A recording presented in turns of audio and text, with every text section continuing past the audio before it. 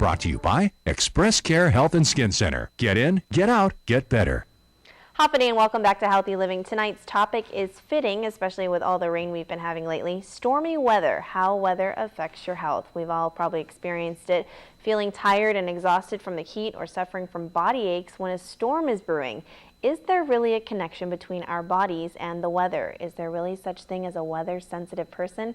Well, good thing we have Express Care's Dr. Jitka Lom here to answer some of those questions for us. So is there really such a thing as being weather-sensitive, or is this all a mental thing? No, it really exists, Mindy. We really are part of our natural world, even though we stay in our car and in our house and in our workplace where the climate is controlled, right? Most of the time, for all the many thousands and thousands of years, we lived as part of nature in the past. So yes, people can be very sensitive to the weather, especially to barometric changes, that's the storms and so on, and also to, of course, temperature. Okay, so what are some of the weather elements that can affect a person's well-being? I mean, lately, I think even today, it's been raining, and you know, I've heard of people saying, oh, my joints are hurting, it's going to rain or something. Yes, so. it's very true. Joints hurting, so let's talk about that cloudy, rainy weather. Joints hurting, more headaches, more sinus congestion because there's a lot more pollen and sort of humidity in the air. And there are people that have rhinitis, meaning runny nose, just because of humidity. There doesn't even have to be pollen. And then their antihistamines don't really work because it's not really an allergic thing, it's more of a humidity thing. Kind of like when you exercise in the gym and you're kind of wet and sweaty and you'll get a runny nose with that. Yeah, kind of like that.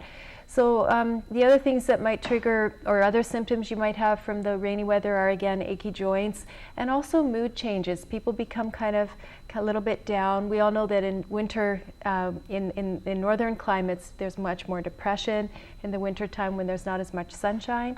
And also a lot more illness, flus, colds, coughs, and gout. We see that much more during this rainy season. Because you stay in and you eat more? Is that the correlation? No, that could be, but actually I think what happens is during cold weather and rainy weather, people haven't really necessarily adjusted what they're wearing, and so their joints will be exposed to a colder environment, and what will happen is that their circulation will slow. And so, you know, to keep our joints nice and lubricated, we have the nice warm blood going through them. But if they're cool, blood can pool more easily and we'll get more crystals forming, just like when you do those experiments with sugar and water. If it's colder water, you'll get a little bit more crystals. So you'll get more gout attacks. So tolerating certain foods in warm weather may be possible for you, but in cold weather, you'll get a gout flare. Interesting. Stay away from that coconut milk too, right?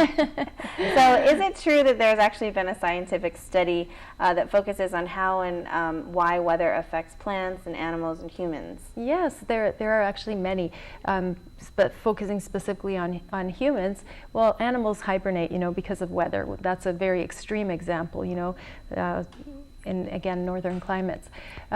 But focusing on humans, there have been many studies, and if you look at just, for example, the migraine scenario, definitely during lower pressure times, meaning stormy times or rainy times, many people will get more migraines.